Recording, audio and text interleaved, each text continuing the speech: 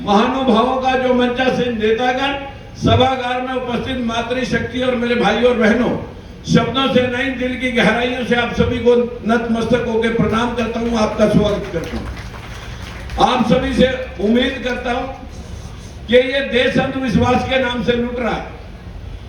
ये देश, इस अंधविश्वास की जड़ें इतनी गहरी हैं कि यहां से सुनने के बाद भी जाकर के हमें डर लगने लग जाता है कि कहीं कोई देवी देवता हमारा सर्वनाश न कर दे।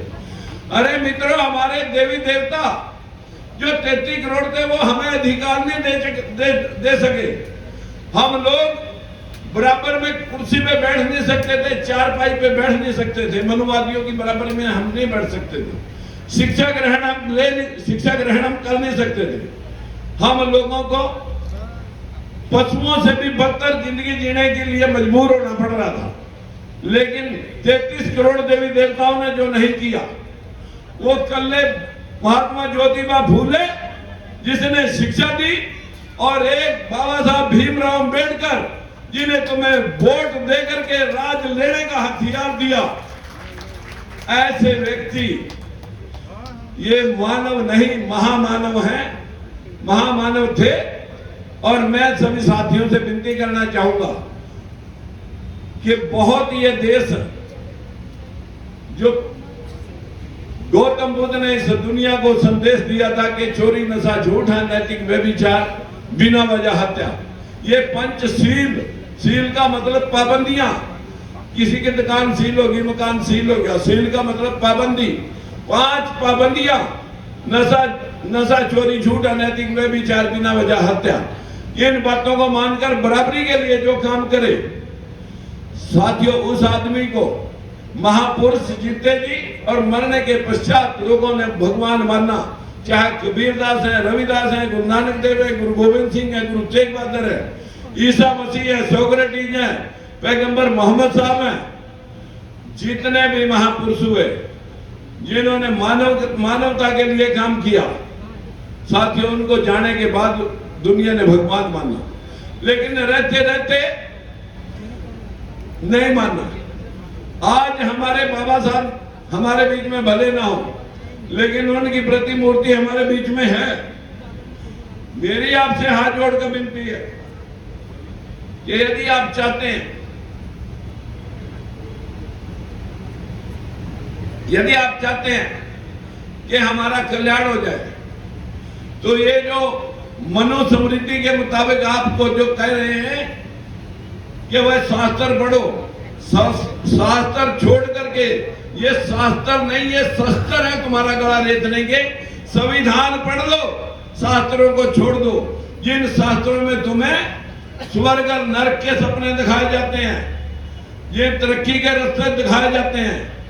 एक दिन मथुरा वृंदावन से 20-30 लोग मेरे पास आए इंटरव्यू लेने के लिए। मैंने कहा, भाई तुम तो शास्त्रों के ज्ञाता हो, ये पूरा देश स्वर्ग में जाना चाहता है, कोई भी व्यक्ति नरक में जाना नहीं चाहता, और सभी ने अपने माँ बापों के आगे स्वर्गीय लिखा हुआ है। मुझे लगता है अभी तक कोई नरक में गया भी नहीं होगा। मैं भी स्वर्ग देख के आना चाहता हूं जाने से पहले। कहीं से रास्ता जा रहा हो क्या, मेरे को बताएंगे? बोला जी बता देंगे। मैंने कहा पर पहला मेरे को यह बताना पड़ेगा कि मैं पिछले जीवन में और मौजूदा जीवन में स्वर्ग में था या हूं, पहले यह बताना पड़ेगा। बोला जी ये तो हम पिछला तो बता नहीं सकते, अगला रास्ता आपको जरूर बताएंगे। मैंने कहा भाई अगला क्यों मैं मान लूं आपका, जो पिछला जो हो चुका है उसे तुम बता नहीं सकते, अगला मैं कैसे मान लूं कि ये आप सही बोल रहे हो या सच बोल रहे हो, झूठ बोल रहे हो। मैंने कहा फिर मैं बता देता हूं स्वर्ग नरक की, मैं पिछले जीवन में स्वर्ग में था या नरक में। बोले जी बताओ। मैंने कहा मेरी उम्र 70 साल, 70 साल पहले कहां था? अपनी मां के गर्भ में। ये अंडरस्टूड है, इतना तो कन्फर्म है सबको। कहां से आया? बाप के मिलने से। उससे पहले मैं अपने बाप के खून में शुक्राणुओं में था। शुक्राणु कहां से बने? खून से। खून कहां से आया? रोटी से। रोटी कहां से आई? अनाज के पेड़ पौधे से। अनाज का पेड़ पौधा कहां से आया? अनाज का पेड़ पौधा कहां से आया? जब 5 तत्व जिनको हम भगवान कहते हैं, जिनसे सृष्टि का निर्माण होता है, गौतम बुद्ध ने कहा कि कोई आत्मा या परमात्मा नहीं है, ये पंच तत्व ही जिनको आप भगवान मानते हो, ये पंच तत्व ही सृष्टि के वाहक है, ये पंच तत्व ही सृष्टि का निर्माण करते हैं। वैसे भूमि, जैसे गगन, वैसे वायु, ऐसे अग्नि और वैसे नीर। भय गय वह ऐ न, भगवान जिसको हम कहते हैं कण कण में व्यापक है।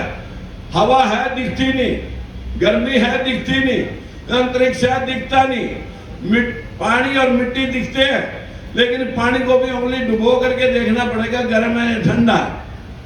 साथियों, ये पंच तत्व मैंने कहा मैं उस पेड़ पौधे से पहले इन पांचों तत्वों में था, मिट्टी में, पानी में, अग्नि में, वायु में, ब्रह्मांड में। पांचों तत्व बरसात में इकट्ठे हुए, किसी पेड़ पौधे का जन्म हुआ और पेड़ पौधे के जन्म से मैं उसके अनाज लगा, मिट्टी, पानी, अग्नि, वायु से पेड़ पौधे में आया, पेड़ पौधे से मैं अनाज में गया, अनाज की रोटी बनी मेरे बाप ने खाई, खाना खाने के बाद उसका खून बड़ा, स्पर्म बने, स्पर्म बढ़ने के बाद माँ बाप मिले, मैं गर्भ में गया। अब पैदा हो के 70 साल का हो गया, 70 साल का हो गया, जिस दिन मरूंगा सबसे पहले हवा निकल जाएगी, शरीर बर्फ जैसा ठंडा हो जाएगा। अग्नि तत्व अग्नि मिल गया, हवा हवा मिल गई, किसी ने जलाया दफनाया, मिट्टी मिट्टी में मिल गई, पानी वाष्पमंडल के ब्रह्मांड में उठ गया। आते हुए क्या कहेंगे आप जब किसी के संस्कार या उसके वो क्रियाक्रम करके जब उसको लौटेंगे, उसको जला के दफना के पंच तत्व में विलीन हो गया। 5 ही तत्वों से बना, 5 ही तत्व में विलीन हो गया, ना कहीं से आया ना कहीं गया। लेकिन पंडा पुजारी यहां भी तुम्हारा खेड़ा नहीं छोड़ेगा, वो कहेगा ना ना ये तो शरीर मरा है, आत्मा अजर अमर है, जैसे कर्म करोगे आत्मा ने वैसे भुगतान करेगी। या तो स्वर्ग में भगवान के चरणों में जाके मोक्ष प्राप्त करेगी, अगर ज्यादा दान पुण्य पूजा पाठ करा होगा तो मोक्ष प्राप्त करेगी, थोड़ा किया होगा स्वर्ग में जाएगी, ज्यादा खराब काम किए होंगे फिर नरक में जाएगी, फिर तुम्हारा गधा कुत्ता खच्चर घोड़ा बनेगा। बस हम यही डर जाते हैं, महाराज पादा जी मेरे को घोड़ा खच्चर कुत्ता बनने से बचा ले, जो भी दान पुण्य करावा करा ले। यही डर इस जनमानस का नाश करता है। मैंने उनसे पूछा, जो लोग आए थे इंटरव्यू लेने, मैंने कहा पक्की बात है कि आत्मा अजर अमर है, न मरती है न जन्म लेती है? बोले जी 100% गारंटी, आत्मा अजर अमर है, न मरती है न जन्म लेती है। मैंने कहा फिर जब हमारा देश आजाद हुआ, 35 करोड़ आबादी थी, जिसमें 12 पाकिस्तान में चली गई, 23 हमारे पास थी। 23 करोड़ आबादी थी आजादी के समय, अब आबादी हो रही है 140 करोड़। मैंने कहा फिर 117 करोड़ आत्माएं कहां से आई? जो तुम कहते हो हर आदमी में एक आत्मा है, ये आत्माएं 117 करोड़ कहां से पैदा हुई? अब वो देखते हैं मेरे मुंह की तरफ। मैंने कहा मैं सवाल रखा, अब जूता भी यहां रखा, ये भी मैं पूछूंगा। मैंने उनसे पूछा कि बताएं, क्या आपको लगता है कि आत्मा अजर अमर है, पैदा नहीं होती है? आत्माएं कहां से बढ़ी? मैंने कहा बाहर के देशों की सारी दुनिया मर गई होगी, उनकी आत्माएं भारत में प्रविष्ट होगी, या कुत्ते बिल्ले मच्छर मक्खी कीड़े मकोड़े सभी जीव जंतु मर गए होंगे, उनकी आत्माएं मानसों में प्रविष्ट होगी, ऐसा है क्या? बोले ना ऐसा भी नहीं है। मैंने कहा फिर आत्माएं कहां से आई? वो एक दूसरे के मुंह की तरफ देखे। मैंने कहा मैं बताता हूं अगर तुम्हें नहीं पता। मैं कहा मेरे माँ बाप थे 2, हम हो गए 6 बहन भाई, माँ बाप 2 थे, हम 6 हो गए। आगे हमारे बच्चे मिला करके, लेडीज मिला करके हो रही 36, और 5-4 पीढ़ियों में हो जाएंगे सैकड़ों। ऐसे ही मानसों के मानस, जानवरों के जानवर, पशुओं के पशु, कुत्ते बिल्लियां के कुत्ते बिल्लियां, भैंस बकरी की भैंस बकरी, कीड़े मकोड़े कीड़े मकोड़े, नर मादा के मिलने से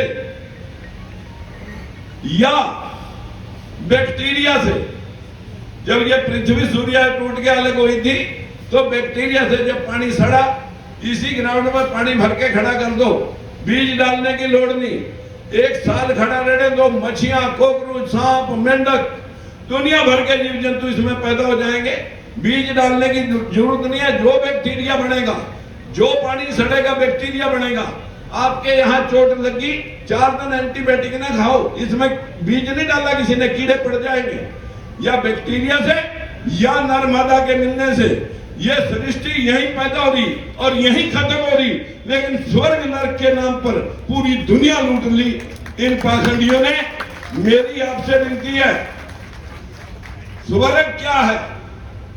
आपके घर में दाल रोटी का जुगाड़ ठीक है, बच्चे कहने में समाज में इज्जत है।